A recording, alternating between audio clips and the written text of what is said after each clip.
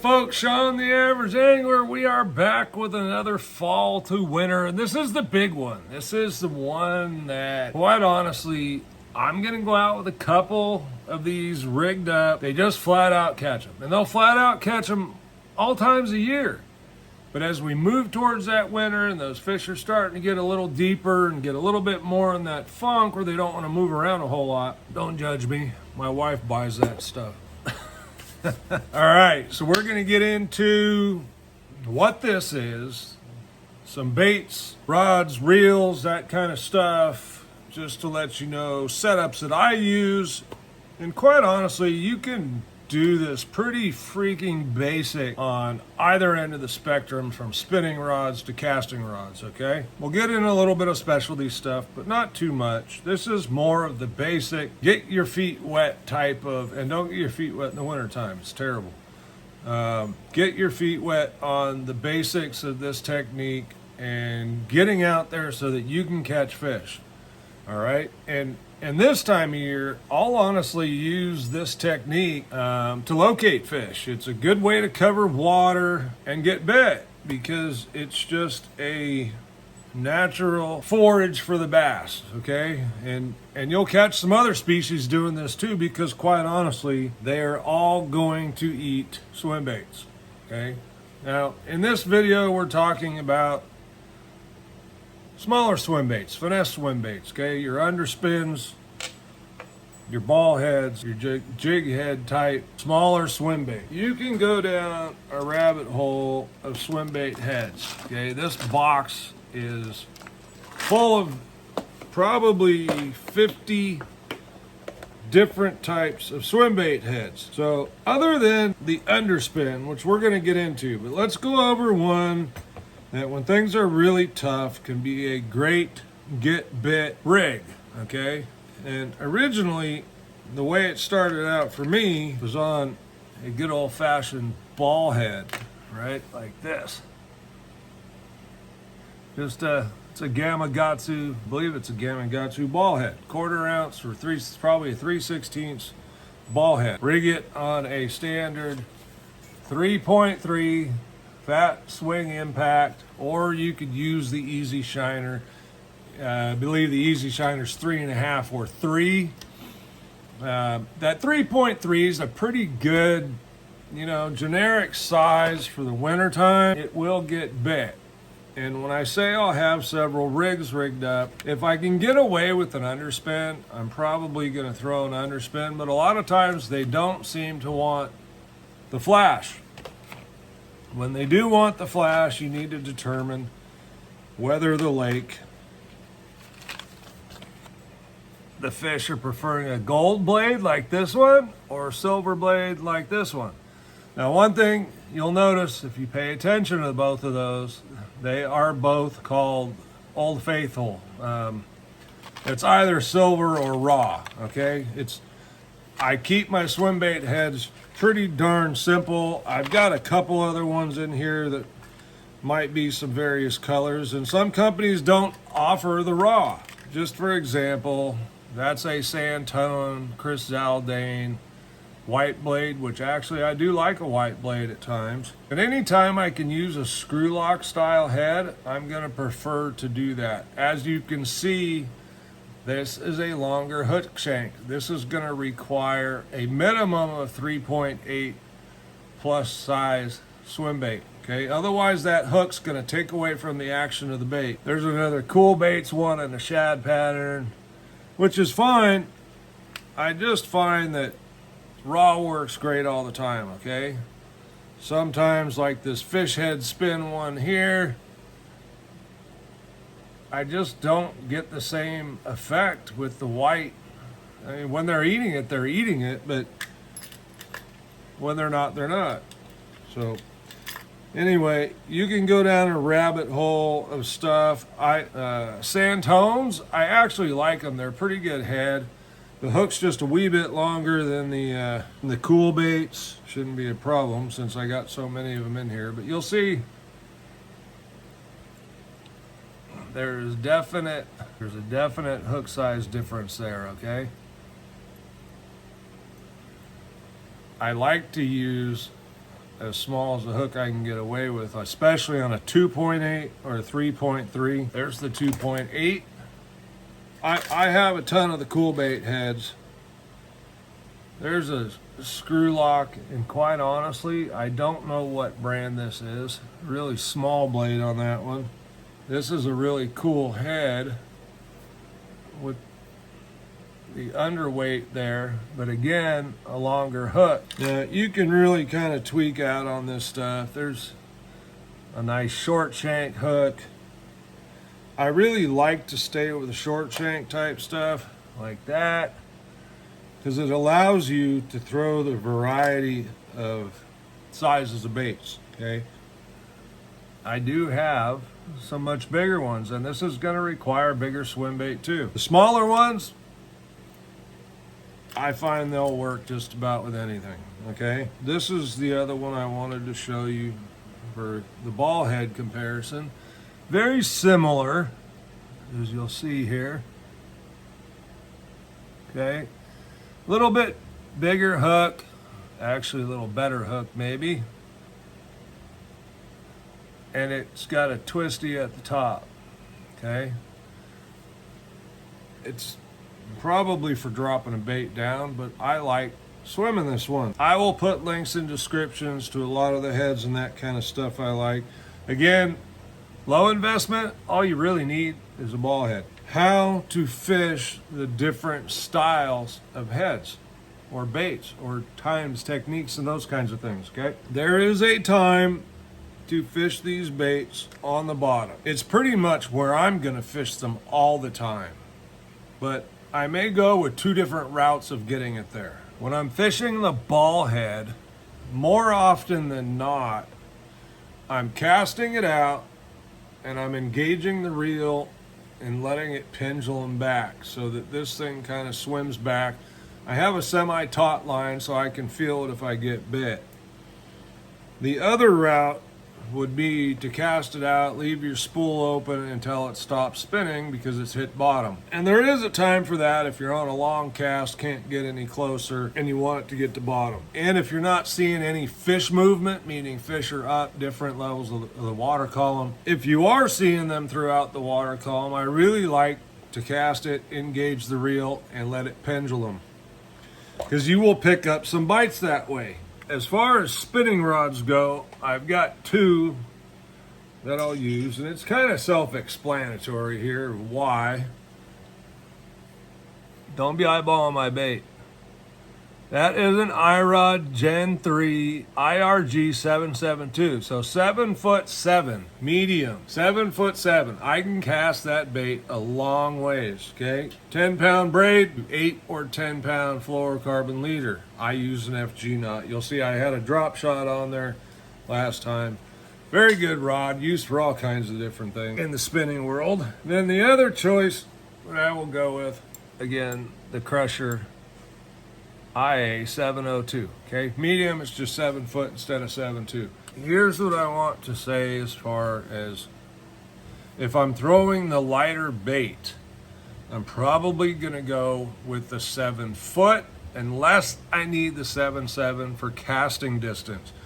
Reason being is I just find as the rod gets longer and longer, sometimes it takes away some of your feel and it's not quite as easy to fish. So if you're just learning to do this or getting comfortable with it and gaining confidence, I would suggest just going with a 7 foot medium powered rod and just getting the feel. When you feel comfortable, you're starting to catch fish on a regular basis, then you can kind of start expanding on that, because there are times where I'll have one rigged on each rod for different circumstances. Look, this is one of the most natural presentations that we can put out there to get bit. And these will catch fish in ponds, creeks, rivers, tidal waters, lakes, reservoirs. It really doesn't matter. Any body of water I have ever seen with bass in it has some form of bait fish. Most of the ones where I live are threadfin shad. And then we'll have some silver sides, some shiners, some other things mixed in. But the main forage base is typically shad. A lot of times it's just figuring out which way they want it. Do they want the underspin? Do they want a gold blade or a silver blade? Do they want a ball head with no blade? And just consider the ball head to be a little more stealthy. Okay, if you take the blade away, it can be a little more stealthy.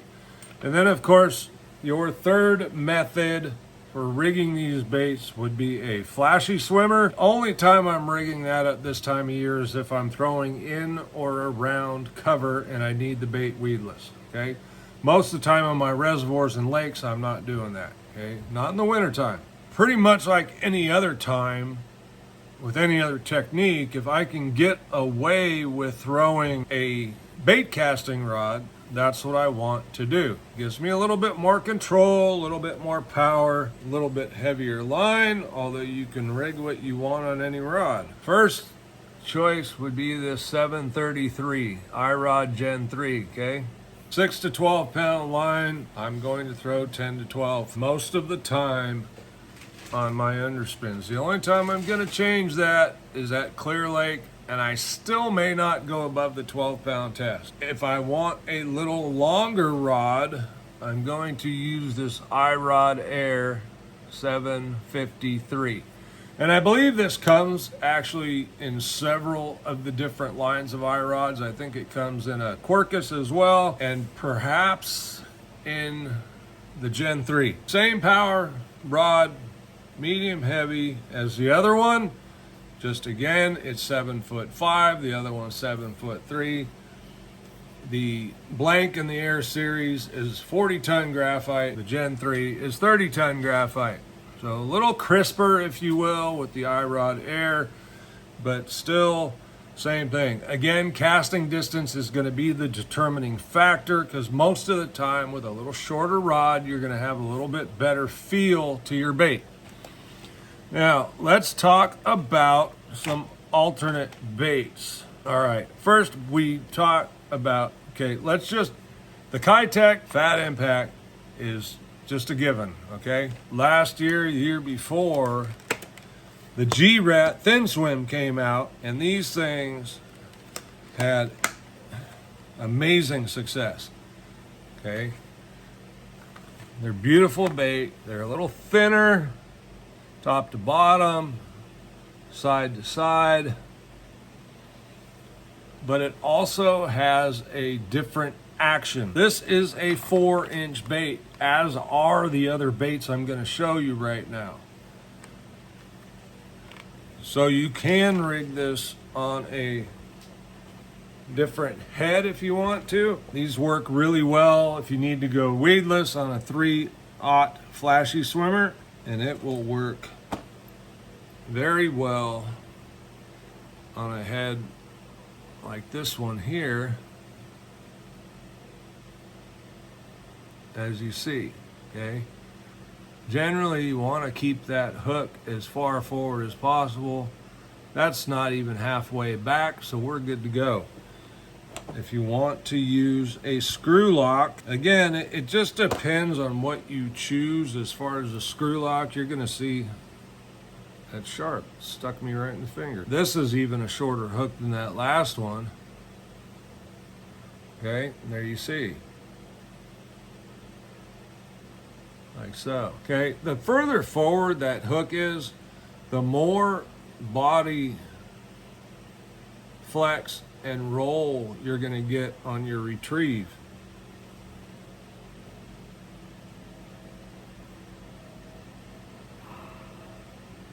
It's still at a good point here. I don't necessarily like dual eyes.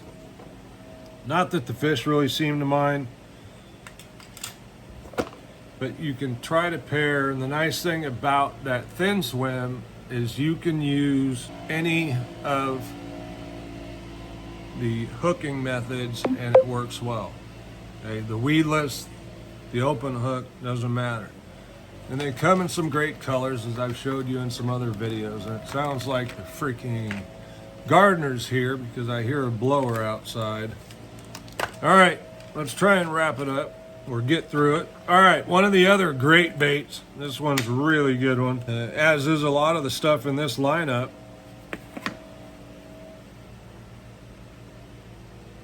Again, this is it 4-inch, I think? Yep, 4-inch, and that is the Rapala Crush City Mayor. All of these are going to have a different swim. Okay, when you change the body size through here, and the tail sizes are different, you're going to run into different effects from the bait. Okay, could be more roll, could be more swagger side to side. You just got to look at them and try different baits. This is a really good one at Clearlake.